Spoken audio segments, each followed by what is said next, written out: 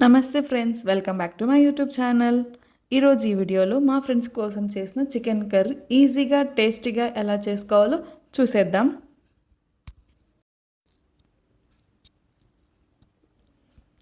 ముందుగా అయితే చికెన్ని వాష్ చేసుకొని ప్యాన్ పెట్టుకొని అందులో చికెన్ వేసుకొని అందులో వాటర్ వేయకుండా ఓన్లీ చికెన్ని కాసేపు బాయిల్ చేసుకోవాలి.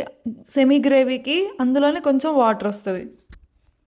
ఒకసారి మొత్తం కలుపుకొని 5 నిమిషాల వరకు ఉడకబెట్టుకోవాలి. దాంట్లోనే వాటర్ వచ్చేసాక పక్కకు తీసేసి పెట్టుకోవాలి.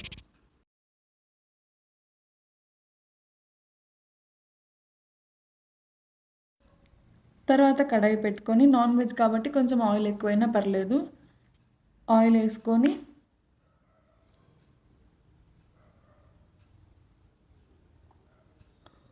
ఆయిల్ వేడెక్కాక అందులో చిటికెడు ఆవాలు, ఇందులో బిర్యానీ ఆకు, పట్ట, లవంగం అవి కొంచెం వేసుకొని బాగా కాసేపు వేపుకోవాలి.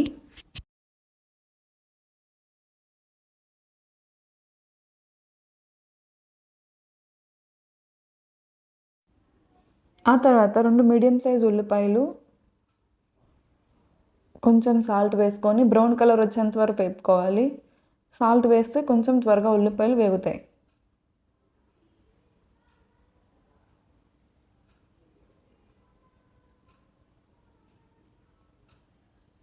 ఇక్కడ బ్రౌన్గా వచ్చాక తర్వాత ఒక మీడియం సైజ్ టమోటో కూడా వేసుకోవాలి. చాలామందికి టమోటో ఇష్టం ఉండదు, సో అలాంటి వాళ్ళు స్కిప్ చేసేయండి. ఇప్పుడు లో ఫ్లేమ్లో పెట్టుకొని అవన్నీ ఒకసారి అన్నీ కలిసేలా కలుపుకోవాలి.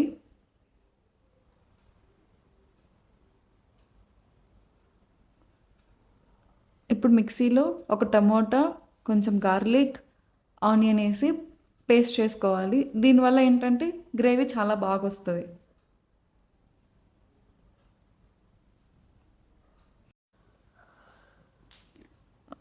ఆ పేస్ట్ బాగా వేగాలి, ఎందుకంటే పచ్చివాసన రాకుండా వేపుకోవాలి. తర్వాత ఇందాక బాయిల్ చేసుకున్న చికెన్ వేసుకొని అన్నీ బాగా కలిసేలా మిక్స్ చేసుకోవాలి. ఇప్పుడు ఒక టేబుల్ స్పూన్ పసుపు, కారం బాగా తినే వాళ్ళైతే ఎక్కువ వేసుకోండి, మీడియం వాళ్ళైతే 2 స్పూన్స్ వేసుకుంటే సరిపోతుంది.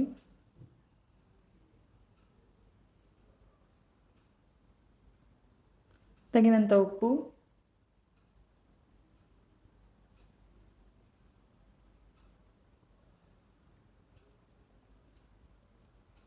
కొంచెం వాటర్ వేసుకుంటున్నాను ఎందుకంటే మరీ ఇప్పుడు కొంచెం వాటర్ వేసుకోవాలి. సెమీ గ్రేవీకి ఫ్రైగా కూడా తినచ్చు, ఫ్రైగా కూడా చాలా బాగుంటుంది.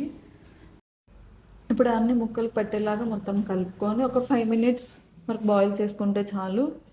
Easy and tasty chicken ready అయిపోతుంది. ఈ వీడియో కనుక మీకు నచ్చితే like, share and subscribe. Thank you so much.